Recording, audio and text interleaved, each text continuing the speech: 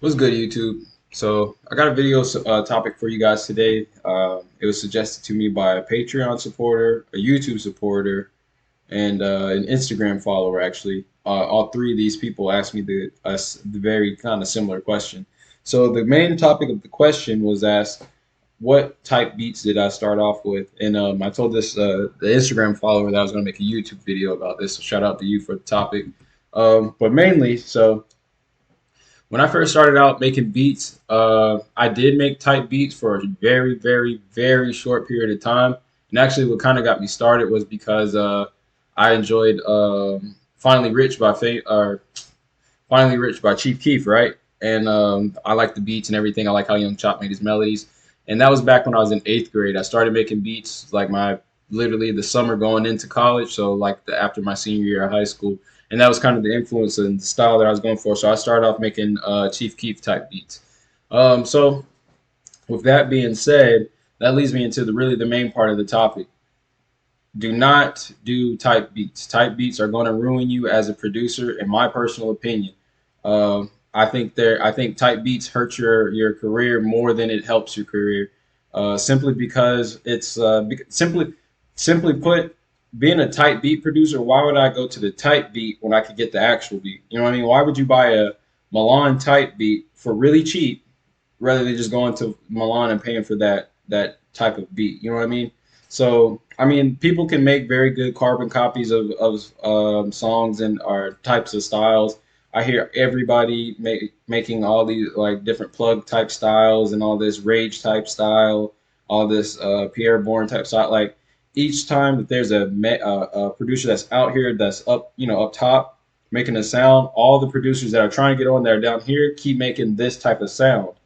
But if you notice and if you follow music, this is the popular sound. The next year, this is the popular sound. The next year, this is the popular sound, and it consistently changes. So if you become a type beat producer, you're narrowing yourself down into one little hole, one niche, and that's being the type beat producer. So if you sit here and spend the next 2, 3, 4 years or whatever this generation of artists that's out right now making only that type of beat and not learning how to actually make a style of production that is your style, then you're always going to be literally one step behind. So by the time you get out there as a type beat producer, say you're trying to follow the plug style, well, the plugs are already popular.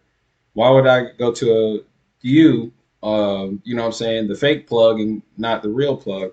So and if you just think about it from a common sense perspective, if that and using the plug sound, just because I like the plugs, and then a lot of people mimic that style. Using the plugs as an example, it does like if you think about it, the plugs made their own style. They came up, they blew up, and then now they're kind of like that, like a go-to sound, right? So if you use their formula of making your own style, finding artists that work with your style, and then blowing up off of it, then it's going to work the same way for you when you create your own style. So for me, for example, I don't think I make plug type beats. I don't make Metro Boomin type beats. I don't make Zaytoven type beats. I make Milan makes beats type beats, right? But I made my own type of style, my own type of cadence and melody, put that out there to the world, got some artists on it that were interested in my sound, and then it blew up. Like the sound that I make, it can be. I hear the influence that's kind of creeping into the mainstream. So like personally, when I first started, I thought Lil Yachty was going to be like one of those artists that would take that underground sound and move it up into the mainstream and continue on with that. But eventually, he ended up with the mainstream sound.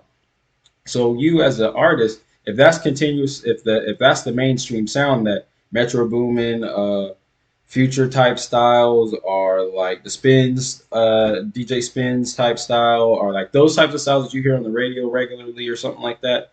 If those are the main type of styles that artists are gravitating to and blowing up off of because they're working with those producers, why would it make sense for you to copy and mimic that style when the reason why these artists blew up was because that was something new and different?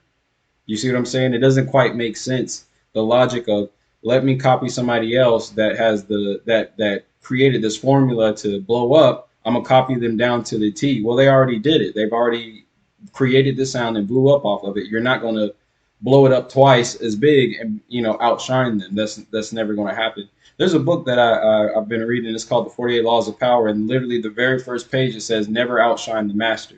So what that means is you can never try to be better than what the originator is. You can, because it's just not going to happen. There's not going to be a producer that can make better Milan makes beats type beats than me because I am Milan. I made my own style of beats. You're not going to find a person that is like, wow, he makes Milan makes beats type beats, but better than Milan. That's not the case.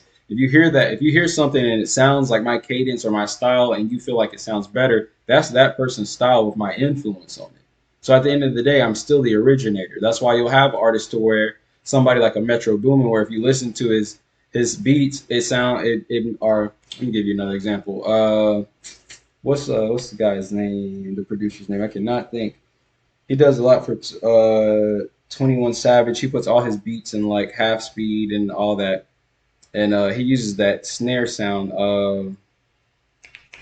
I cannot think. Either way, that producer, me personally, he's a mainstream producer, but personally, I think he has a lot of influence and sound cadence from the 808 Mafia and Metro Boomin as far as putting sounds in half speed, using gross beat and using the triplet effect and things like that. Um, Dang, what is it? Pyrex Whipper. That's that. To me personally, he sounds very similar to them. Honestly, in my opinion, he sounds very similar to like the Sizzle or like a 808 Mafia or you know what I'm saying TM88 type of style. Maybe not exactly how they sound, but that type of eerie, dark, melodic, weird, trippy trap sound. He sounds like that to me. You know what I mean? And but he made it his own. That's why he was able to blow up and be where he's at. It wouldn't make you're not gonna.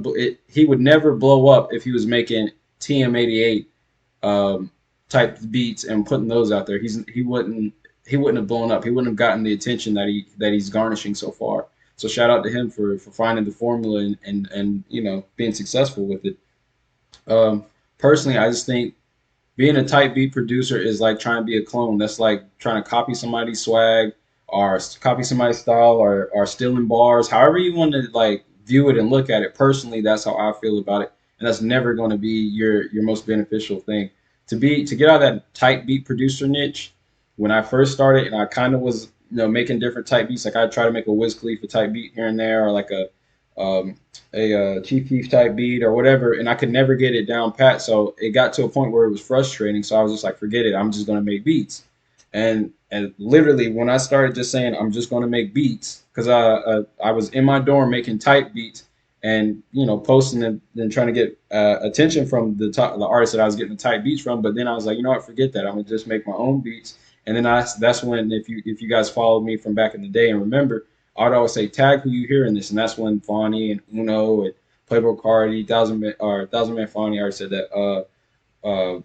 Playboy Cardi, and then you got D Savage and all these other artists. That's when they started coming and gravitating towards me and towards my type of sound because I allowed my fans to pick the type beat artist that I was for me rather than me going out, let me make a Fawny type beat, and then all I'm doing is copying whatever producer he was actually working with at that point in time. So say he was working with strictly China, and I started making China type beats. He's still going to go to China as his go-to, but I may occasionally get a placement here and there. But if I make my own cadence, my own sound, my own type of style, and then he has China, he can go to China for that type of sound. He can go to me for this type of sound. Does that make sense? So personally, I think being a type beat producer actually hurts you a lot more than it'll help you, and that's just from my personal experience, and that's literally watching from watching other producers. Even if you go on YouTube, right, and you look at producers, I'm not gonna name any because it's not to hate on the person or speak badly of them, but personally, I just don't think the reason that they're lacking the success that they're looking for is because they're too busy focusing on being a type beat producer. So there's one producer that makes YouTube tutorials, and I love his videos. I think he's a great dude, and he makes great beats, and he's excellent at making a such and so type beat, or this person type beat, or that person type beat. He can do it amazingly, to be honest with you. He can even remake beats. But my thing with that is that's great and that's cool, but I feel like he would get garnish more attention and have better potential if he just made his own style, his own type of thing, and did not try to make type beats because all that's going to do is just have producers and artists look up the type beat. All right, that sounds hard, but they really wanted this. They really wanted the Metro Boomin for real, but they settled for this. It's like if you want something like Frosted Flakes, and then there's you got glazed sweet oat or great glazed sweet flakes or something like that.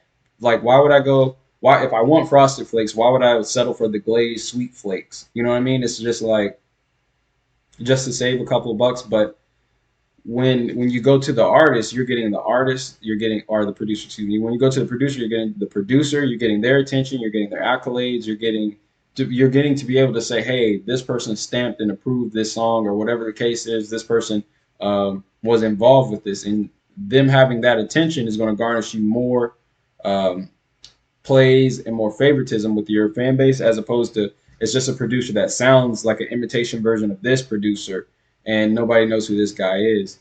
So that's why I'm saying nobody knows who you are because you're imitating somebody else. Nobody would know who Milan Makes Beats is if I sat here and tried to make Metro Boomin type beats all the time. They I would be associated as being the guy that sounds like Metro Boomin or whatever the case is. So personally, I don't think type beats are helping you out as an artist, to be honest with you. I feel like as a producer, when you find your sound and you figure out how to make beats, your basic concepts, and you put it all together and you make your own style, your own sound, that's what pops off. Because when the artist hears it, they'll be like, "Oh man, I haven't heard anything like this. This is something new. I gotta hop on this." As opposed to they hear it and be like, "Oh, this sounds like Zaytoven."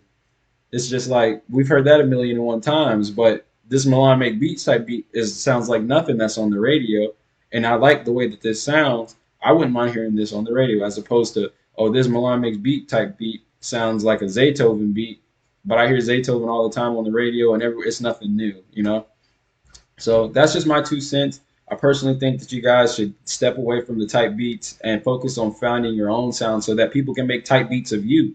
That's how I see it. Because when I go to YouTube, if you type in Milan Make Beats type beats, you see those type of beats.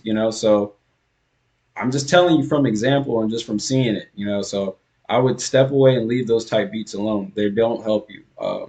But I think this is a great topic. I think it's a good question because I think that a lot of producers don't know how to get started. So they assume, let me just start off watching these YouTube tutorials on how to make beats and make a type beat. That's why when I put out the tutorials for you guys, I don't make any type of Metro Boomin or Zaytoven or whatever. I may say something like an artist type beat, and it's always an artist that I've actually produced for because then I have real life proof. Like that's another thing to add to that. How are you a type beat producer, but you've never made a beat for the person that you're making the type beat for? How can you make a Migos type beat and you've never made anything for Migos, and your only influence is the beats that you've heard Migos on, which is Zaytoven? You see what I'm saying? Like it still goes back to you're copying somebody else, and that's why you're unsuccessful as a type beat producer. Yeah, you might be able to sell 10, 15, 20 little beats for $20, $25 because you're a type beat producer, or you could sell 10, 15 different beats that are your type of beats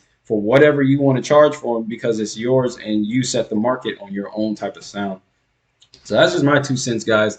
I hope this was a helpful video. I don't want to keep you guys too long. I just want to make it real quick and easy. I appreciate all the love and support that I keep getting from you guys. I hope that continues.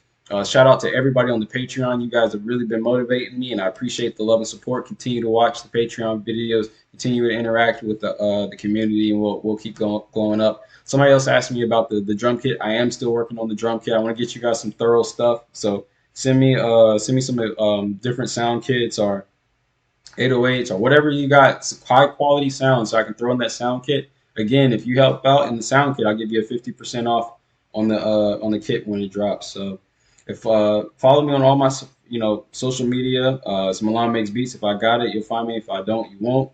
And that's all I really got for you guys, man. Drop a comment, add a like, a dislike if you dislike it. But either which way, interact with the video so that the algorithm works in my favor and I can be posted more and get seen more. You get a lot more attention on these videos. I think they're very helpful and they're very useful to a lot of up and coming producers, artists, and creatives in general. So that's all I got for you guys, man. I hope you guys enjoyed it. We'll just, we're going to keep working from here. So, give me some suggestions on video topics that you guys like, and we'll just keep on working. So that's all I got for you guys today. Again, like my comments, subscribe, all of that, share, show a friend, everything, interact with the video.